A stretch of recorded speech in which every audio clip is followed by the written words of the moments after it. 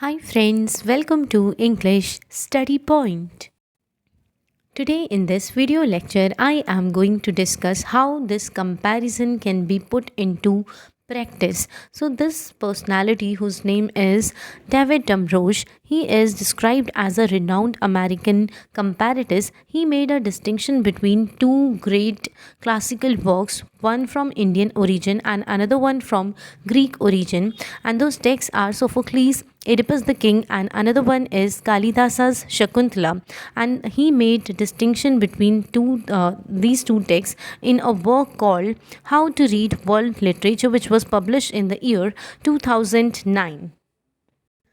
When David Damrosch tried to bring out, or he made comparison between great two classical texts, one from Indian origin and another one from Greek origin, he also highlighted while drawing out distinction that each text is a part of certain cultural origin.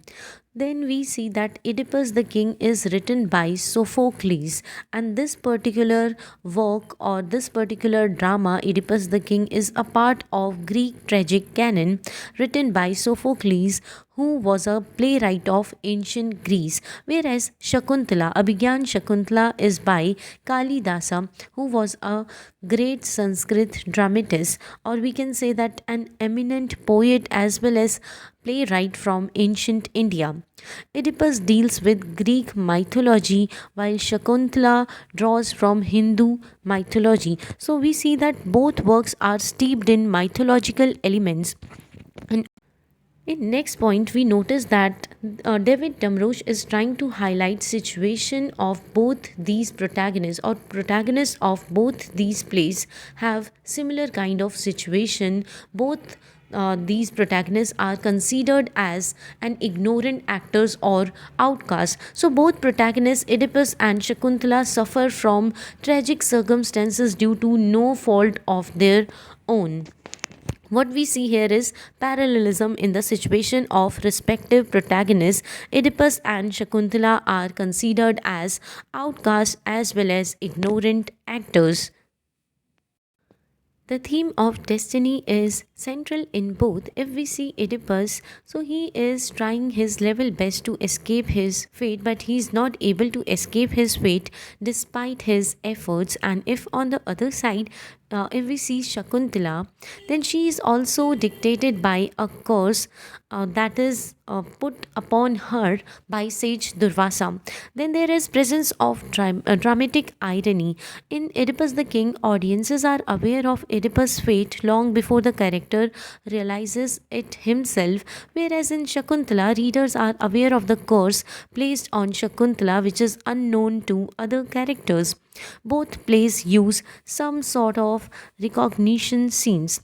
So if we read these particular plays at, then we come at a certain point of time where we see that Oedipus realizes his true identity, and in Shakuntala, King Dushyanta's memory of Shakuntala is restored back. Then there is presence of royal characters. Oedipus is a king and Shakuntala is a hermit princess and the wife of a king. So it emphasizes the noble stature in their respective societies. Oedipus' story ends in disaster. So this particular thing aligns with Greek tragedy, whereas Shakuntala's story resolves to a happy ending, which again is a typical example of Sanskrit drama. The Greek play follows a structured format, which means it contains strict unity of action, time, and place, whereas Shakuntala has a more flexible structure. It also means that it intermingles with prose as well as verse. In Oedipus, the gods are remote, while in Shakuntala, the sage Durvasa directly curses the protagonist whose name is Shakuntala. So there is a sort of divine intervention where gods and their prophecies play an important or significant roles in the outcome of the narratives. Characters in Oedipus the King are seen as pawns of fate. Pawns means puppets of fate, while in Shakuntala, characters actively participate in and respond to the unfolding events. So here we notice that characters play an important role. There is use of chorus. If we see text called Oedipus the King, there is incorporation of, or there is employment of a Greek chorus to comment on the actions performed by characters. Whereas if we see Shakuntala, so that particular text does not follow this tradition of commenting things with the help of chorus. Then there is incorporation of supernatural elements. Shakuntala, this particular text incorporates talking animals, whereas Oedipus the King maintains a human centric approach to the supernatural. And also there is existence of love and romance. If we see this text called Shakuntala, there is a focus on romantic love which is absent in the austere tragedy of Oedipus the King. Oedipus teaches about the inevitability of fate and the dangers of hubris, while Shakuntala offers lessons in love, forgiveness, and dharma, which means righteous duty. So, both these plays try to offer moral insights. It means whatever efforts we try to make, but we cannot escape what is written in our fate. There is also use of prophecy.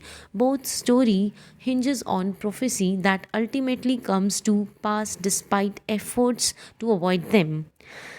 Oedipus the King uses tragic diction and formal structure, while Shakuntala displays lyrical beauty with flexibility in the dialogue.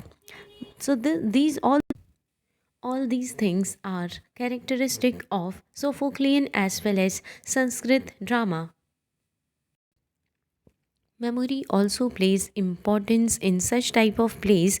If we take an example of Oedipus the King, at the initial stage he lacks self-awareness. He is not aware that he killed his own father with his own very hands. But when somebody realizes him of situation, then he come to realize that he is the actual killer of his own father. And if we see in Sanskrit drama called Abhigyan Shakuntala, there is a person whose name is Dushyanta, who is a king, and he also undergoes temporary loss of memory about Shakuntala. But when he sees ring brought by fishermen, and that particular ring become a sign of his remembrance of Shakuntala, then plays contain emotional resolution. So there is a sort of emotional closure in Shakuntala, which ends with reunification as well as bliss. And if we see Oedipus the King, so there is a kind of devastation and exile in the end. Both plays reflect universal concerns of human existence, such as identity, love, loss, and the role of free will versus destiny. So there is presence of universal themes in both types of classical plays. Then with this video lecture ends here. Hope this video lecture will help you in your UGC NET English Literature exams. Thank you.